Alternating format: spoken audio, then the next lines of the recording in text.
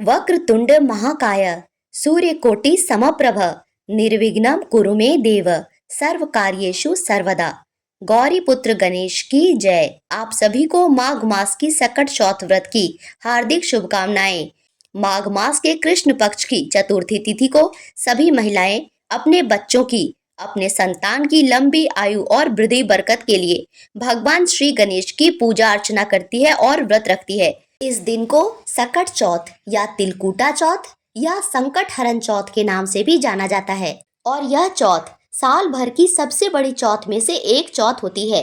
ऐसा मानते हैं कि सकट चौथ का व्रत रखने से संतान के जीवन में आने वाली हर रुकावट को, हर संकट को विघ्नहर्ता भगवान श्री गणेश दूर करते हैं और इस दिन माताएं अपने संतान की लंबी आयु के लिए सारा दिन निर्जला उपवास रखती है और रात में चंद्र देवता को अर्घ देने के बाद ही अपने व्रत का पारण करती है और पारण में भी फलाहार पारण होता है। इस व्रत को कैसे करते हैं, उसकी विधि क्या है, पूजन का शुभ मुहूर्त क्या होगा, चंद्रोदय का समय क्या रहेगा। सकटा चौथ की पूजा दो तरह से की जाती है। दिन में अभिजीत मुहूर्त में की जाती है और शाम में गोधूली बेला के बाद में की जाती है। अगर आप दिन में पूजा करते हैं तो आज के दिन अभिजीत मुहूर्त क्या रहेगा, ये सब हम लोग आज इस वीडियो में जानेंगे। तो चलिए जानते हैं सकट चौथ की बहुत ही सरल पूजा विधि। सकट चौथ की पूजा करने के लिए सबसे पहले आपको एक चौकी की स्थापना करनी चाहिए, जिसके ऊपर सबसे पहले स्वास्तिक बनाएंगे और उसके ऊपर लाल या पीला कपड़ा बिछाएंगे। अगर आपके लिए चौकी लगाना संभव ना हो तो आप अपने घर के मंदिर में भी भगवान गणेश की विधि विधान से पूजा कर सकते हैं। इस दिन मुख्यतः भगवान गणेश की और माँ सकटा की पूजा की जाती है। चौकी लगाने के बाद सबसे पहले आपको अक्षत का आसन देना है और उसके ऊपर भगवान गणेश की कोई प्रतिमा या मूर्ति स्थापित करनी है। अगर आपके पास भगवान गणेश की कोई फोटो है तो आप वो भी रखकर पूजा कर सकते हैं और इसके बाद भगवान गणेश के समक्ष शुद्ध घी का दिया जलाएंगे और पूजा प्रारंभ करेंगे। दिया जलाने के बाद भगवान गणेश को जल, फूल, अक्षत, कुमकुम, हल्दी, केसर इत्यादि अर्पित करेंगे। आज के दिन भगवान को दुर्वा जरूर से जरूर अर्पित करना चाहिए। आप 21, 51 या 108 दुर्वा का बंडल बना के भगवान गणेश को अर्पित जरूर करें। ऐसा करने से आपके सारे विघ्नों का नाश होगा और आपके जीवन में और आपके संतान के जीवन में सुख समृद्धि आएगी। भगवान गणेश को दुर्वा अत्यंत प्रिय होता है, इसीलिए गणेश पूजा में दुर्वा का विशेष महत्व होता है। गणेश जी को तिलक करने के बाद या तो आप उन्हें कोई वस्त्र अर्पित कर सकते हैं अथवा वस्त्र रूपी कलावा भी अर्पित कर सकते हैं। आज के दिन भगवान गणेश को पान के पत्ते जरूर अर्पित करना चाहिए। पान के पत्ते के ऊपर एक सुपारी, 2 लौंग, 2 इलायची और एक जोड़ा जनेऊ का रखकर और उस पर दक्षिणा के कुछ पैसे रखकर भगवान गणेश को जरूर अर्पित करें। और इसी के साथ सकटा माता के रूप में माँ पार्वती की ही पूजा होती है, इसीलिए इस दिन माँ पार्वती की भी पूजा की जाती है।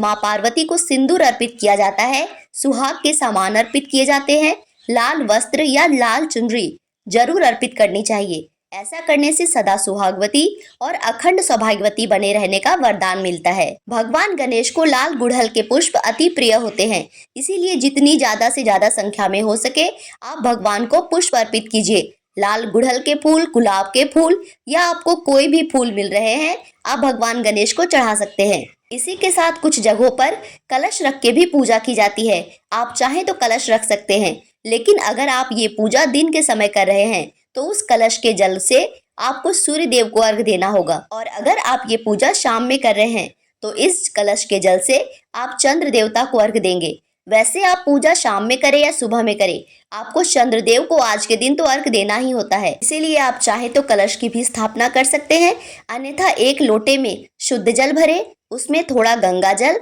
और काले तिल और गुड़ डालकर भगवान के समक्ष रखें। और सकट चौथ की पूजा में तिल का विशेष महत्व होता है, इसीलिए भगवान को तिल गुड़ से बनी मिठाई का भोग लगाना चाहिए। आप तिलकुट भी लगा सकते हैं, तिल गुड़ से बने लड्डू भी लगा सकते हैं या फिर सिर्फ तिल और गुड़ रख के भी भगवान को भोग लगा सकते हैं। इसी के साथ शकरकंद का भी भोग इस दिन लगाया जाता है। भगवान गणेश को मोदक, लड्डू ये सब अति प्रिय होते हैं, इसीलिए आप जितनी भी तरह के मिठाई हो सके भोग में रख सकते हैं और मिठाई के साथ कुछ मौसमी फल भी पूजा में भगवान को अवश्य अर्पित करें। भगवान गणेश को सिंदूर अवश्य लगाएं। भगवान गणेश को सिंदूर अति प्रिय होता है।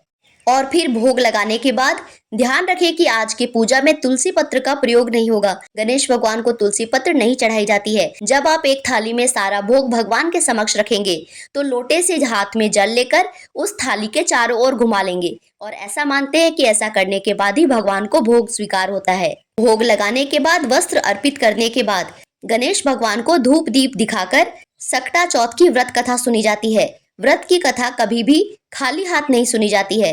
तो या तो आप अपने हाथ में फूल ले लेंगे, अगर ना हो तो आप तिल लेकर भी कथा को सुन सकते हैं और बाद में जो भी आपने हाथ में लिया है उसको उसी लोटे या कलश में डाल देंगे। और आज के दिन संकटनाशन गणेश स्तोत्र का पाठ अवश्य करना चाहिए। ऐसा करने से भगवान गणेश आपके और आपके परिवार के ऊपर से सभी संकट विघ्न का नाश करते हैं। और गणपति मंत्र का भी भगवान के समक्ष बैठकर जाप करना चाहिए। भगवान से अपनी मनोकामना कहनी चाहिए।